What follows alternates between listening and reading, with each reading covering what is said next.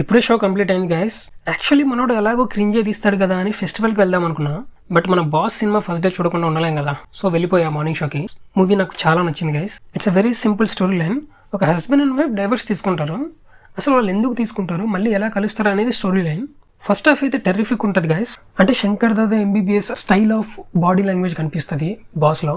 So ఆ level of energy maintain చేస్తూ ఉంటారు త్రూ అవుట్ ద మూవీ. మనం అదే ఊపులో సెకండ్ హాఫ్ ఎక్స్పెక్ట్ చేస్తాం, బట్ సెకండ్ హాఫ్ కొంచెం లాగా అనిపిస్తుంది. ఎందుకంటే స్టోరీ అంతా ఒకే హౌస్లో జరుగుతూ ఉంటుంది. కొన్ని సీన్స్లో మన రావుపూడి స్టైల్ క్రింజ్ ఉంటుంది, కానీ మూవీని ఎఫెక్ట్ చేసేంత క్రింజ్ అయితే ఉండదు. నార్మల్గా మన రావుపూడి కంప్లీట్ మూవీ క్రింజ్ ఉంటేనే బొమ్మ హిట్ చేసి పడేశారు, బట్ దీంట్లో క్రింజ్ కంటెంట్ చాలా తక్కువ ఉంటుంది. అండ్ ఈ మూవీలో బాస్ కామెడీ యాంగిల్ పర్ఫెక్ట్గా యూటిలైజ్ చేసుకున్నాడు. అసలు ఎంత పర్ఫెక్ట్ అంటే ఇలాంటి వింటేజ్ కామెడీ యాంగిల్ ఇప్పట్లో బాస్లో చూడగలమా అనే స్టేజ్ నుంచి చూడొచ్చు అనే స్టేజ్కి తీసుకొచ్చాడు మన రావుపూడి మామ. ఇంకా ఫ్యామిలీ ఆడియన్స్ని అస్సలు ఆపలేం. ఓవరాల్గా చెప్పాలంటే వింటేజ్ చిరీస్ బ్యాక్, దట్స్ ఇట్.